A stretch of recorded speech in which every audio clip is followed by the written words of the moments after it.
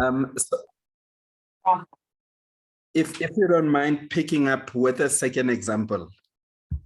Yes, so there was a time when I had to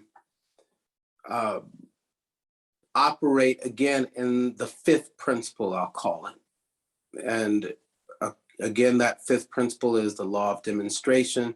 And we teach that it's not merely enough to know these things, but we must demonstrate the truth that we say that we know. In our town here in Sacramento, California, in the US, there was a young African-American man shot and killed in his grandmother's backyard by law enforcement. This young man was unarmed, and we found this to be a tremendous injustice. Unity leaders typically do not go outside of the walls of the church to get involved in protests and demonstrations for social change. That's not usually our way. We usually pray about a situation, or we usually try to come together and solve it spiritually.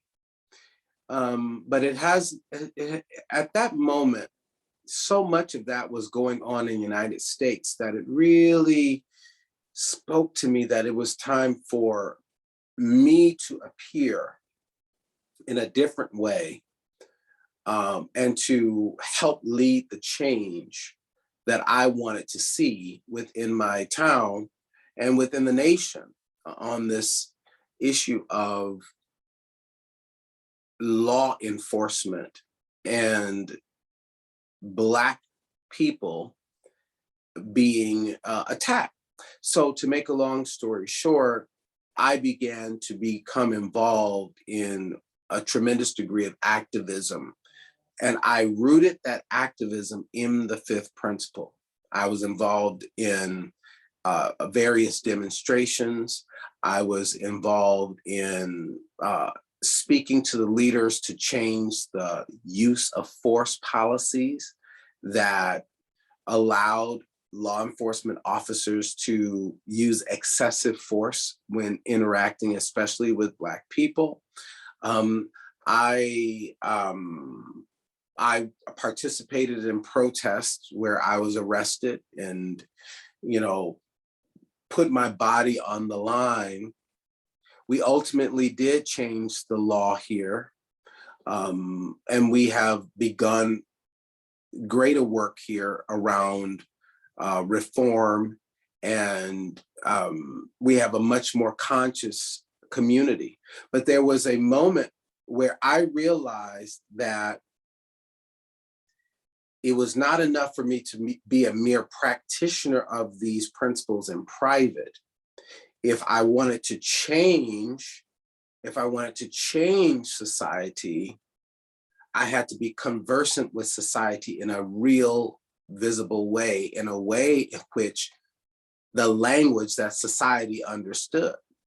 And so I, along with other faith leaders, got involved in a movement, and now that has become some of my national, international work.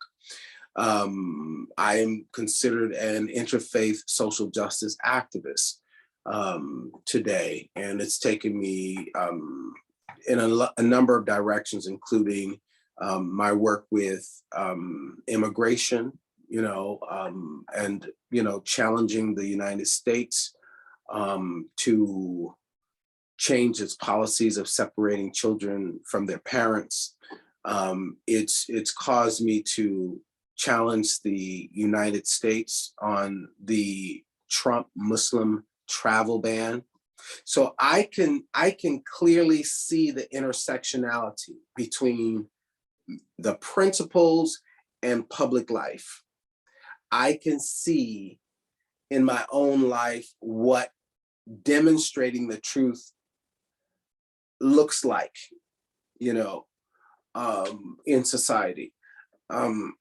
And I find that it's about becoming more than practitioners in private, but way showers in public. We must become way showers, those of us who hold the vibration of a world that works for all. If our vision is of a world that works for all, who will show us the way to that world, you see? And so it's not enough to point to Madiba and to, Mandela and to Martin Luther King Jr. Who is becoming those individuals? Who is willing to blaze those trails? Who's willing to stand in those spaces? So this was a part of the maturing of those principles within me.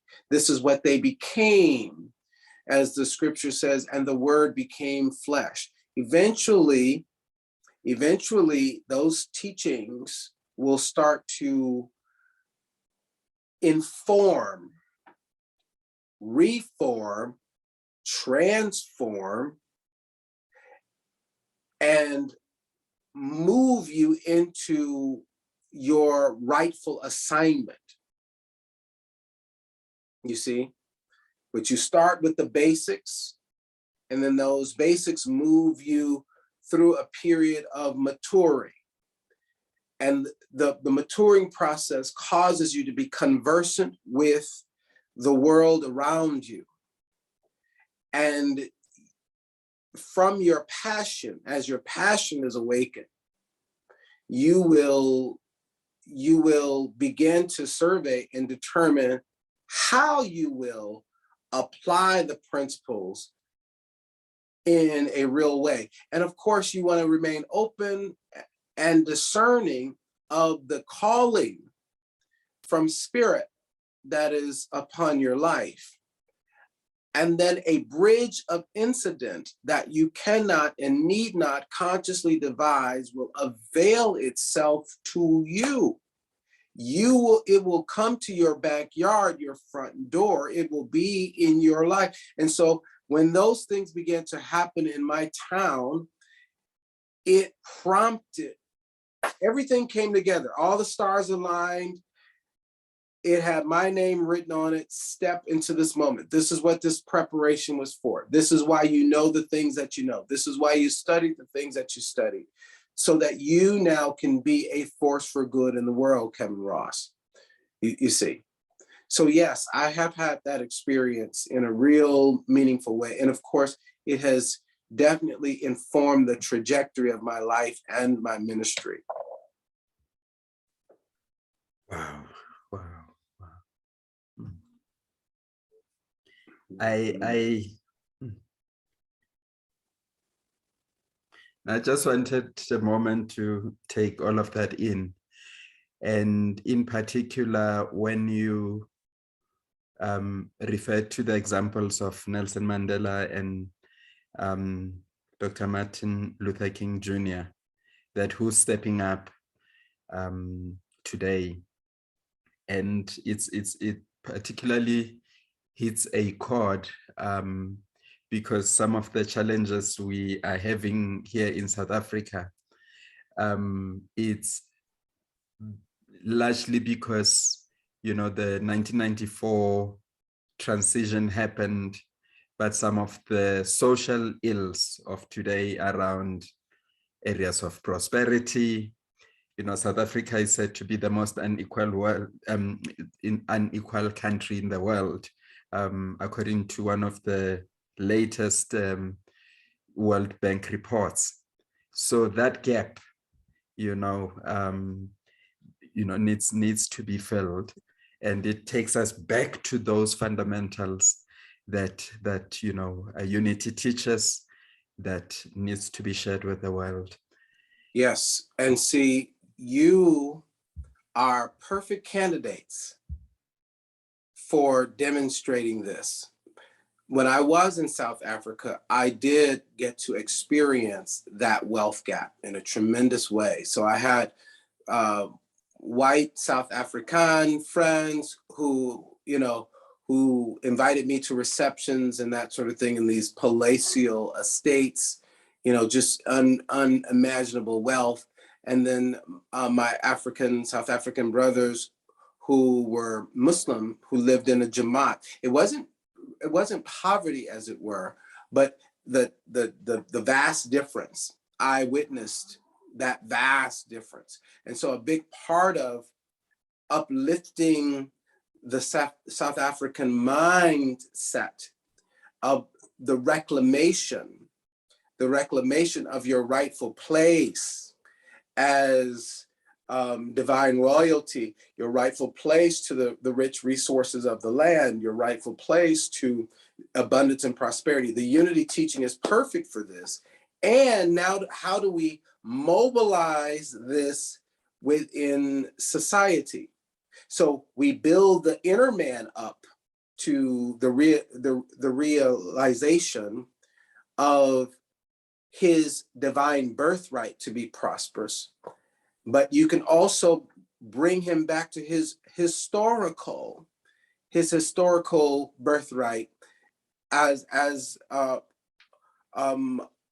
heirs to the land, heirs to the continent itself. You have both of those, right? And now, how do we engage socially? How do we mobilize a movement to ensure that there is equity? And let me just say this so that you can get an appreciation for what that struggle looks like, okay? Yesterday in the United States, for the first time in 100 years, we just passed the anti-lynching legislation. The president signed into law anti-lynching legislation that we have been attempting to get passed for 100 years. It took 200 times bringing it before the Congress of the United States, 200 times bringing it before the Congress of the United States in order for a law to be passed making hate crimes illegal in the United States. I want you to just digest that for a moment. And we promote ourselves as the most conscious democracy on the planet. But the fact is that the power is never relinquished without a demand, okay? There must be a demand, and there must be an organized demand in order to take power and put it in its right place. So many people in our country died for this day that we had yesterday, just for something as basic to our teachings is we are all one, right? That's what we fundamentally are saying, we're all one. But when you're trying to mobilize that in a society that's rooted in competing values and in a society that has a history of enslavement and Jim Crow and mass incarceration, all these things, it takes a relentless movement of consciously awake people to bring that about, okay? So this is, and of course, when I was there, I met with South African freedom fighters. I often wonder about a young brother there. He was a young brother at the time. His name is Bushireko. Bushireko. I don't know how he's doing. I haven't kept up with him, but he was one of the young freedom fighters. He eventually became a youth minister in parliament there. But he shared with us of his journey and his story and his challenge in the liberation movement in South Africa. So Rev, if you don't mind, I'll just maybe just emailing me the name and we can check. Okay.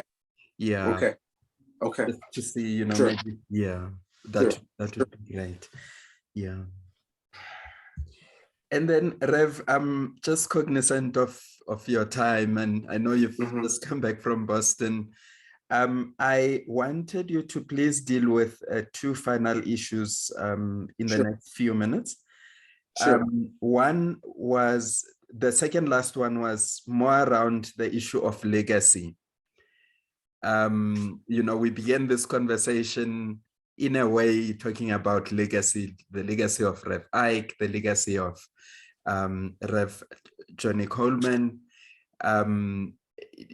How do you think about legacy? I believe that your legacy is always forming. Every time a thought becomes a thing, every time your thought becomes a thing, you are laying a brick in what becomes the monument that is your legacy. So starts first within. What is the nature of my thinking? What and how am I relating that thinking to what I am producing in my character?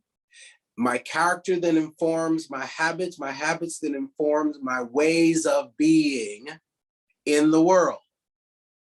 We measure legacy really by ways of being or contribution to the world. And so I want to first make sure I understand the relationship between my basic thought and how that thought forms who I become. Okay. I wrote about this wrote a chapter on designing your legacy. Let's see, I'll read just a little bit about it. Chapter 5 in one of my books called The Designer Life, Distinctions for Living Life by Design and Not by Default, is on legacy. And it says, I began to design my legacy of service, but how would I go about it? What cause would I take on? To what great cause would I devote my life? When I heard Dr. Edelman's words, I realized that service is a necessary aspect of life. I learned that service is a state of being. Service is a state of being, an aspect of good character, and the byproduct of having a healthy spirituality. I concluded that there is no one way, no one group or of people or special cause that I had to represent, so long as I paid my rent. And the quote that Marion Wright Edelman said, service is the rent that we pay for being on this earth. And so it becomes my legacy is every life that I serve. My legacy is every impact that I make through my conscious intent to be a beneficial presence on the planet. And so this awakening to a part of it is unlike some, our vision of ourselves is how much we can acquire from the earth of its materials and its resources. And so we look at that as we look at how much we can accumulate in awards, in money, in fame, et cetera, et cetera. And we put it all together and we call that our legacy. But from the consciously awakened mind, the question is, how much of a beneficial presence can I be to the planet through delivering my gifts, delivering my talents, delivering my prayer consciousness, and my heart of service into the world, okay? And out of that awakened state of contribution, when I see myself as a contribution, then the resources appear to support me in what I call this worshipful work, this work of elevating the lives with whom I interact and walking in harmony with the world and with the planet. So a fundamental teaching I draw this back to, when I start thinking of my legacy, I come back to a principle which Johnny Coleman taught me. I am one with God. I am one with all people. I am one with all life. I am one with the one.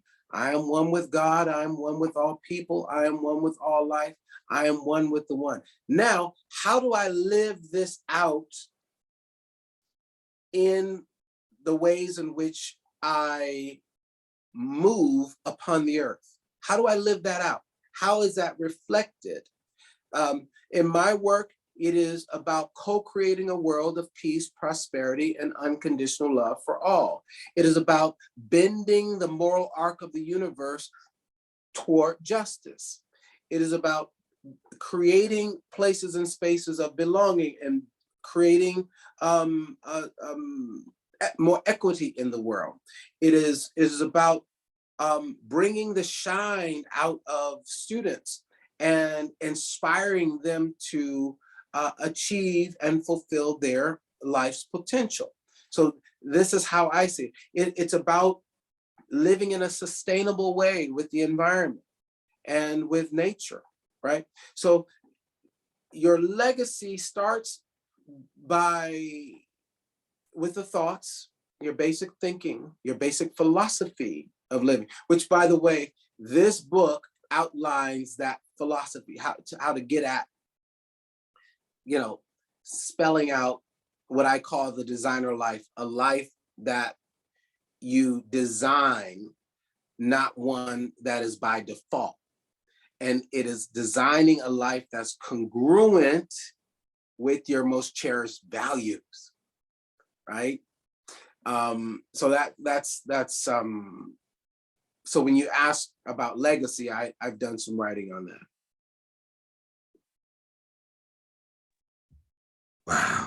Wow. No, thank you so much, Rev. Just for myself and those who are watching, where can we get copies? Where can we purchase your books? Is it on the Unity Sacramento website, or? You can get any of my books on Amazon.com. You can get them on BarnesandNoble.com. I'm not sure if you have that retailer there. Walmart.com. They're pretty widely available through online retailers, and it might be the most direct way. Do you have Amazon there? Yes, we can. Okay. We can buy it via Amazon, but I'll do one better by asking you that I'm sure that people who are looking for signed copies, I will what I will do. Let's over the next while. I'll liaise via your assistant how we can make that happen. But I think that would be more okay. Yes. And there are a variety of different books that I've written that in the course of this process that we will certainly touch on some of the materials there. So we'll give you a minute to decide which of them that you want, including children's books and other things. Okay. Wonderful. Mm-hmm. Awesome. Thank you so much, Rev. Yeah, we are about 15 minutes over, but it's been so phenomenal, and I really, really appreciate your time. So if you don't mind, then I would like to before I do the closing prayer, for the next session, I will send an email to Suhir asking if we can meet on the 28th of April. He did indicate that maybe one of the days you are available. The 27th is a public holiday. So The 28th will probably work better. We've already secured the May date. So Okay. all is well. All is well. And again, beloveds all, please accept my apologies. There was definitely a mix-up. I think only what I can imagine is Suhir, who is my executive assistant, just had a major transition in her life. Someone just made the transition, and I can only imagine that that may have affected the scheduling, because I don't personally schedule, but I believe that's what's happening. So we're being very tender with her right now, letting her process the healing. But now that I'm back, I'll have a conversation, and my intention is for us to be together on the 28th and just continue this work. Okay. I'm enjoying it though, and I hope that you. Powerful. Oh, wow. Okay. Wow. Thank Okay. you so much. Okay. So let us just go within and rest in the gratitude. In gratitude of the profound learning that we experienced here this evening and this morning. Giving thanks for divine order. Giving thanks for divine unfoldment. Giving thanks for perfection of spirit made manifest in our lives. Giving thanks for divine inspiration. Giving thanks for divine ideas that are now inspired and aching to be expressed, to come forth, to be made manifest through each one of us. We give thanks for Rev. Kevin Ross, for the love that he has for Unity Center of Love and Light here in South Africa, for his love for the citizens of the world, for the love that he continues to show as he shares his time, his gift, his wisdom. And we are grateful for this space where that love can be shared, where it can be experienced. We also hold to our hearts all citizens of the world, yes, in South Africa, in the USA, everywhere in the world, including in Ukraine and Russia. We know, yes, that everywhere God is, there's divine, yes, perfection, divine love, and all is well. We also send love to Suhir, giving thanks for the support she gives us, sending her love during this period of transition in her family. We know that all is well. Yes. And that there's no separation, that the love and presence of God always is with us, giving us comfort and leading, yes, our way. All is well. I now lovingly and joyfully release my word into law, and with deep gratitude and love, I allow it to be, and so it is. Amen. And so it is. Amen. It is. Amen. Namaste. Namaste. How good it has been with you. Yeah. I look forward to being together with all of us next time. Thank you for the privilege of being of service. Thank you so much. Love and light to everybody, to your family.